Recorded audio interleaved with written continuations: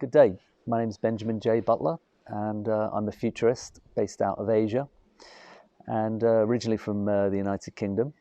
I'm here actually in Snowdonia today, and I've been oscillating between the US and Asia for 20 years as an investor, venture capitalist, and as a futurist. As a futurist, I look at mega trends across culture, geopolitics, even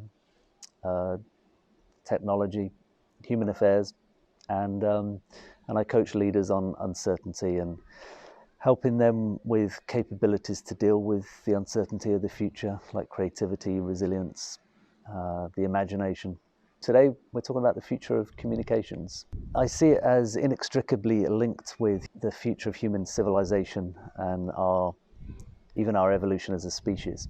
So when I was asked to speak on the topic, I don't know why, but 2001 Space Odyssey came to mind. In that infamous scene, the humanoid throws the bone up and it turns into a spaceship.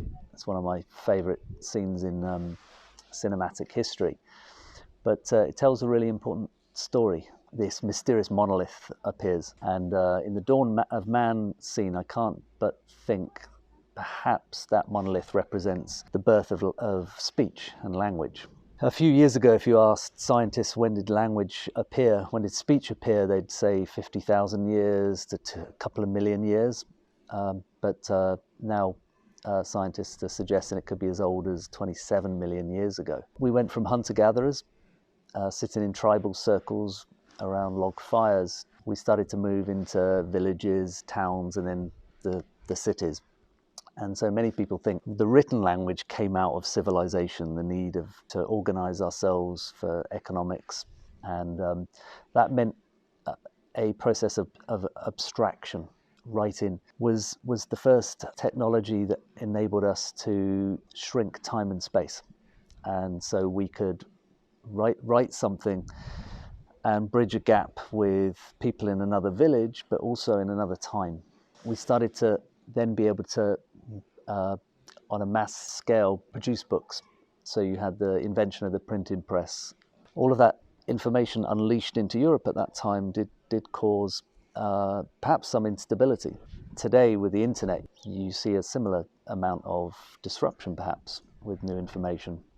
And that's when the world really started to change with this, as we unleashed a huge amount of information into the world. If you've ever read David Bohm's book on dialogue, and he was a quantum physicist, but was a great observer of communication, of dialogue. And he commented in the prelude how we have all these forms of communication, but actually communication might not even be happening. We're living in very polarized and fragmented times. And that might apply today to an even greater extent in 2020. If you look forwards over the next couple of years, it looks poised to see greater fragmentation, perhaps culture wars, civil wars, and a Cold War. The internet itself, as predicted actually by Eric Schmidt at Google in his book, the internet itself might start to fragment. But I'm optimistic.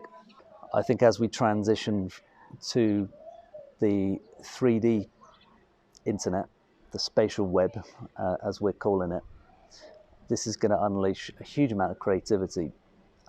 But most importantly, it's a communication of experience. So it might be, without exaggeration, as significant as the invention of writing. Perhaps it brings us closer back to reality, being less abstract. And of course, companies around the world, including Facebook, are spending billions of dollars on investment into some of the portals into the 3D web. And to be specific, what I mean by the 3D web, I mean this convergence of XR, AR, VR. I mean artificial intelligence, sensors, Internet of Things, a number of technologies all coming together to enable the internet to go from a two-dimensional world to a three-dimensional world. So essentially what we're doing is we're liberating the internet from our screens. or with augmented reality or with virtual reality, we're diving into the internet itself, so it's all around us. The prospects for communication are immense, of course. If you think of communication in terms of education, how you could speak to students with, instead of a two-dimensional heart, which I had to put up with at school, trying to memorize the anatomy of the human body, suddenly you can see a three-dimensional rendition of the heart.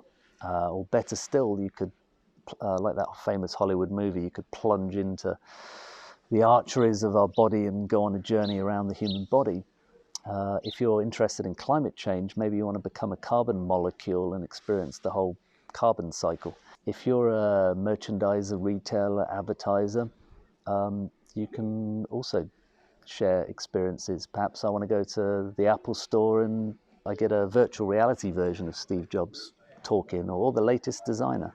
And I think it will affect our experience of reality itself, and perhaps expand our various intelligence and ability to use the imagination. So instead of just hiring coding nerds, you'll be hiring people with spatial awareness and choreographers. It's a completely different world. Hire interdisciplinary teams to work on, understand this new world, learn together, and these will be your internal champions and entrepreneurs as it goes mainstream. And essentially, of course, we're waiting for content to get better, but it's the pricing points of XR glasses, AR, VR glasses, and they've really coming down, with Oculus releasing a product at $400, and Apple, I'm sure, will enter the game as well with a very high quality product at some point. I'm going to suggest you're in the game as early as you can. Some companies made the leap to digital far too late, and we know there's a graveyard of companies there. And we'll see the equivalent in the three-dimensional world. In Peter Diamandis' book with the 3D internet and artificial intelligence, he suggested the end of the advertising industry, because AIs would become so advanced, they would be doing all of your shopping for you. If you wanted a new toothpaste or something, you would tell Alexa or Jarvis to go and buy some toothpaste. It would then go through all your preferences, check the molecular structures of the various products out there, the reviews, any claims made by the company and their inaccuracies, and then make a purchase. However, I think that's a somewhat exaggerated prediction, at least for discovery. We're not going to see an end to humans being involved in the process. So I'd say companies are going to have to be very accurate and transparent in their claims, and what kind of ingredients are they using, what's the effect of their product, because artificial intelligence will be able to quickly do lots of checks and verifications. I think we lost the art of storytelling, and so when I went to university, it was good to join a debating society and to argue with people, but we weren't really sharing stories, and it's been an ancient tradition and it's coming back. And I think great inroads were made with TED and some of these other organizations that popularized public speaking again. Toastmasters has been doing it, of course, for years. But I think that's going to go deeper and more authentic. So I see the future as something involving more storytelling and self-expression. And lastly, I'd say the greater harnessing of collective intelligence, wisdom, dialogue. And dialogue, the etymology of the word dialogue means the flow of meaning. And of course, if you observe the internet today, often you'll see tribal warfare going on. But I think the impulse, the yearning that people have is for greater connection in their communication, a deeper form of communication. So I see a greater return of dialogue, and you're already seeing it all around the world. People are interested in the way that indigenous people sat in circles, and you're seeing interest in the way tribes, ancient peoples behaved, and there are facilitators in the world actually introducing that to corporations, including self-organizing systems. But I think we'll see it in our technologies more and more. They want to go on and experience life. They want to connect with people. So I see that we're facing revolutionary times. It's going to be tricky, but I also see an evolutionary opportunity. And if you look at evolutionary theory, there's this impulse for greater diversity, greater complexity, greater